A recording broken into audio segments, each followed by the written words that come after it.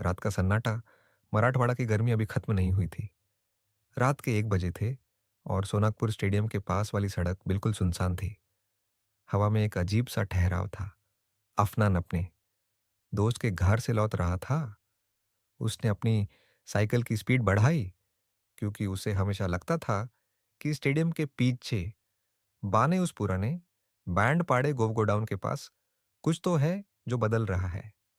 उसने अक्सर वहां से अजीब सी छान-छान की आवाजें सुनी थी, जैसे कोई पुराने जंजीरों को हिला रहा हो। उस रात कुछ अलग था। जैसे ही वो गोडाउन की दीवार के पास पहुंचा, उसने देखा कि दीवार का एक बड़ा हिस्सा टूटा हुआ था और उसके अंदर से एक धुंधली नीली रोशनी बाहर आ रही थी।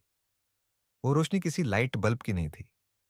वो किसी बिजली की चमक जैसी थी, पर बिना किसी गैराज के। अफनान ने अपनी साइकिल रोक दी। उसका दिल जोर से धड़क रहा था। उसने सोचा, क्या ये कोई चोर है? पर उसने देखा कि अंदर कोई इंसान नहीं था। वहां एक पुराना मेटल का दरवाजा था जो जमीन में आधा गड़ा हुआ था और उसके ऊपर कुछ अजीब से निशान बाने थे जो चमक रहे थे। वो धीरे धीरे अंदर गया। धूल और पुरानी लकड़ी की महक वहां भरी थी। जैसे ही उसने अपना हाथ उस दरवाजे की तरफ बढ़ाया, हवा में एक ठंडी लहर दौड़ गई। उसके बदन के रोंगटे खड़े हो गए।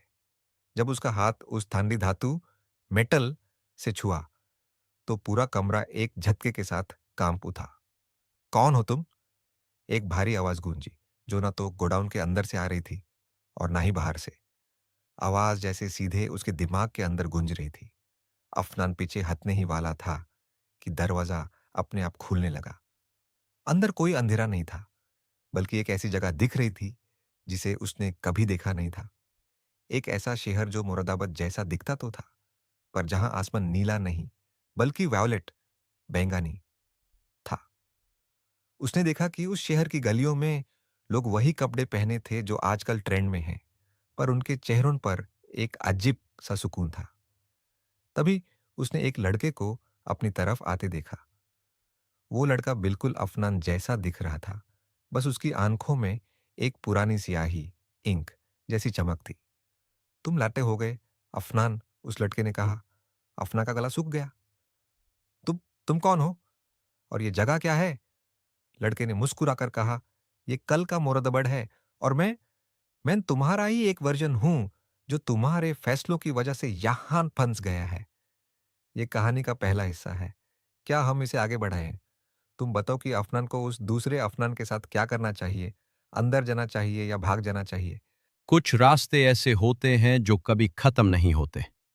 हम बस चलते रहते हैं, ये भूलकर कि शायद वो रास्ता हमें कहीं ले नहीं जा रहा, बल्कि कहीं रोक रहा है।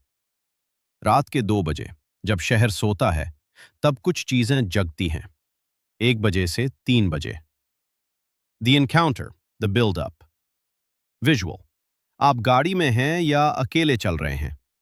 अचानक गाड़ी खराब होती है या रास्ते में कोई दिखता है। Voice over. मैं अकेला था। हाईवे बिल्कुल सुनसान। अचानक कॉर्नर ऑफ माय आई मैंने किसी को देखा। एक लंबा साया जो पेड़ के पीछे खड़ा था। मैं रुका नहीं, पर अचानक गाड़ी का इंजन अपने आप बंद हो गया। साइलेंस। इतनी गहरी साइलेंस की अपनी धड़कन सुनाई दे रही थी। 3 बजे से 4:30। The tension, the horror element. Visual. Close up shots of your face, tense expressions, lights flickering off and on. Voice over. मैंने शीशे में देखा। वो अब पेड़ के पीछे नहीं था, वो रोड के बीच में खड़ा था। उसका चेहरा साया था, बस एक अंधेरा। मैंने डोर्स लॉक किए, पर तभी मुझे लगा कि कोई पीछे की सीट पर बैठा है। ठंडी हवा का झोंका महसूस हुआ और मेरे कान के पास एक धीमी सी आवाज आई, तुमने गलत रास्ता चुना है। 4:30 से 5:30।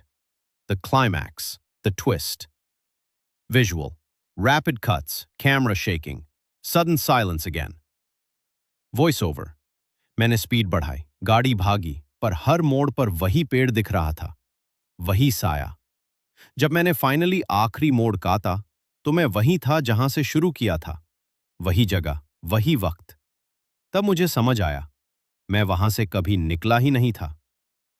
5:30 से 6:00 The outro, the aura conclusion. Visual.